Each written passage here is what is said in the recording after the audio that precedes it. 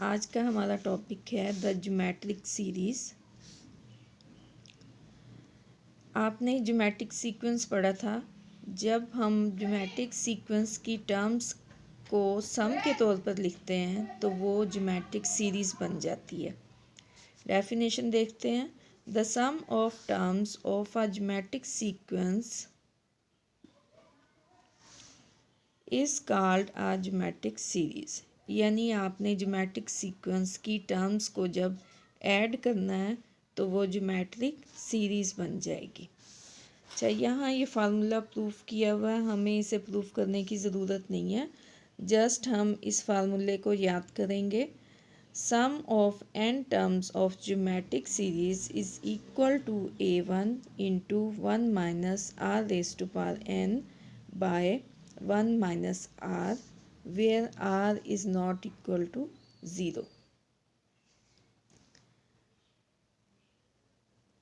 सम का फार्मूला ये हुआ। इसके अलावा दो कंडीशंस हैं। If R mod is less than 1 यानी आर की मैग्नीट्यूड अगर 1 से लेस होगी तो आप ये फार्मूला इस्तेमाल करेंगी, और अगर आर की मैग्नीट्यूड ग्रेटर देन 1 होगी तो फिर आप ये फार्मूला इस्तेमाल करेंगी।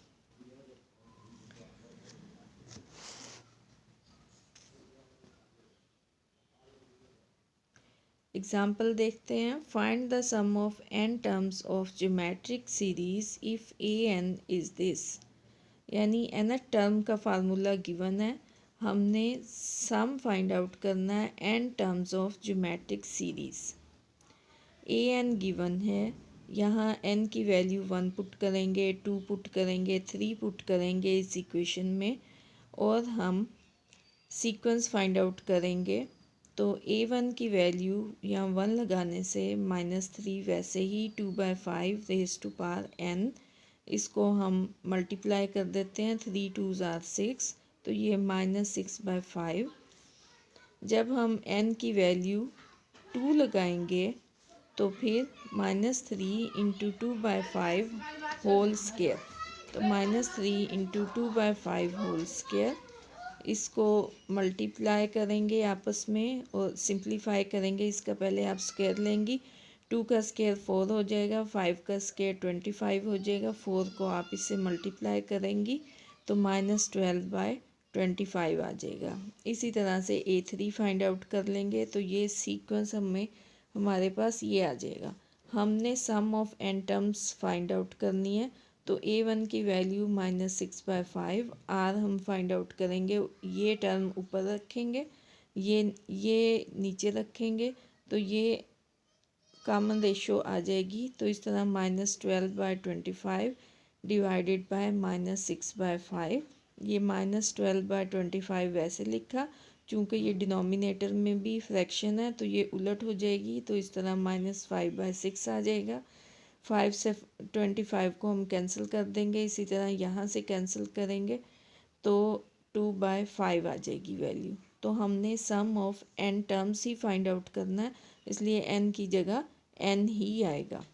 अब r की वैल्यू अगर देखी जाए तो ये 2/5 है, और 2/5 को जब आप सॉल्व करेंगी, डिवाइड करेंगी, तो ये 0.4 आएगा और वो लेस देन 1 होगा। इस तरह r की वैल्यू लेस देन 1 है, तो इसलिए हम इन फार्मूलाज में से जहाँ r mod is less than 1 है वो फार्मूला ले लेंगे, और वो ये फार्मूला है। तो इस तरह Sn इसके इक्वल है, इसमें हम वैल्यूज़ पुट करेंगे। तो हमने a1 की वैल्यू पुट की 1 माइनस r की वैल्यू थी 2/5, n चूँकि n ही है वो पुट किया, और नीचे था 1 माइनस r, तो r की जगह हमने r की जगह 2/5 लिखा। ये -6/5 वैसे ही है, ये वैल्यू वैसे ही है, इसको सॉल्व कर लिया, 5 - 2 3, 3/5 हुआ। फिर ये -6/5 वैसे ही है, ये ऊपर चला गया तो डिनोमिनेटर में फ्रैक्शन थी तो ये उलट होगी, इस तरह ये 5/3, और ये वैल्यू यही है। इनको हमने कैंसिल आउट कर दिया, ये 5 इससे कैंसिल हुआ, 3 से ये 2 आ गया यहाँ, तो इस तरह ये -2 और ये वैल्यू वैसे ही। तो ये सम ऑफ n टर्म्स हमने फाइंड आउट कर ली।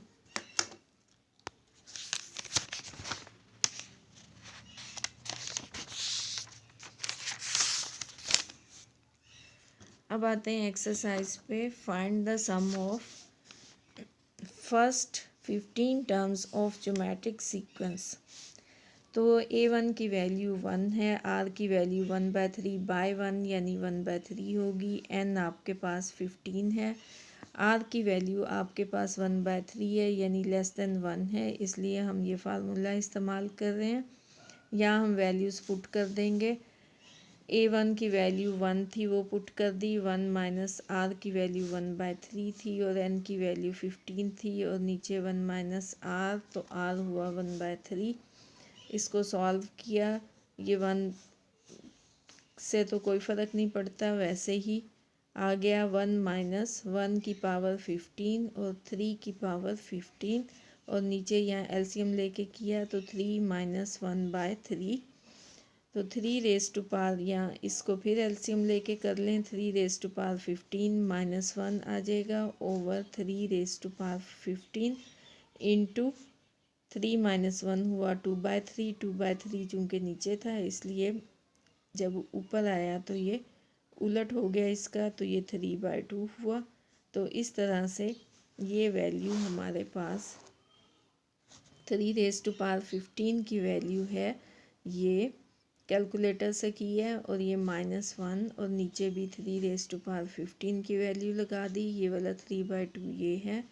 अब यहाँ से 1 माइनस कर दिया, तो 1 माइनस करने के बाद ये 1434890 हो गया और नीचे इससे 3/2 है, इनको कैंसल आउट किया तो हमारे पास ये वैल्यू आ गई।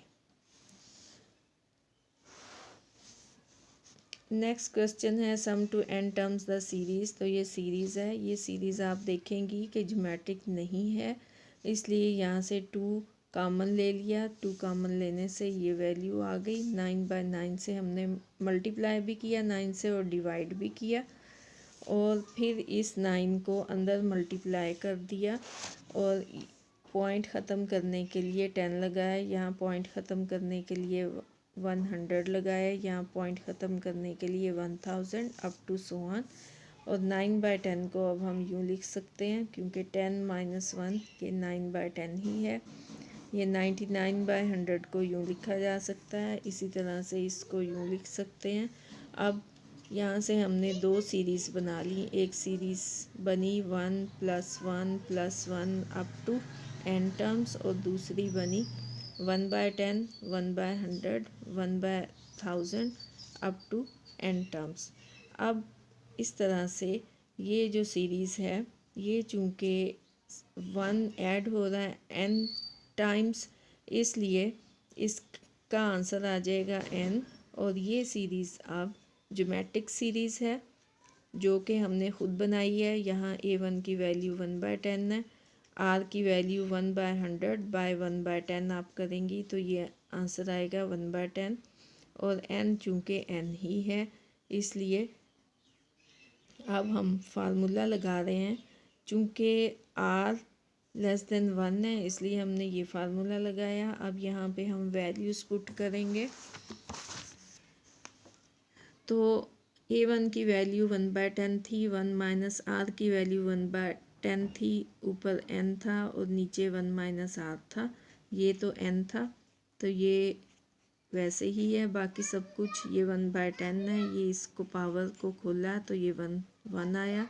10 की पावर n ले ली, यहाँ 10 माइनस 1/10 हुआ तो ये 2/9। इस तरह ये n माइनस 1/10 और ये वैल्यू वैसे ही है, ये 9/10 हुआ और ये 2/9 वैसे ही है, फिर n है, फिर ये वैल्यू ऊपर लिख दी और ये वैल्यू जब ऊपर गई तो उलट हो गई 10/9, ये 10 इससे कैंसिल हो गया। इस तरह से हमारे पास ये वैल्यू आ गई। तो स्टूडेंट्स आप इसको करने की कोशिश करें, इंशाल्लाह अगले लेक्चर में मिलेंगे। तब तक के लिए अल्लाह हाफिज़।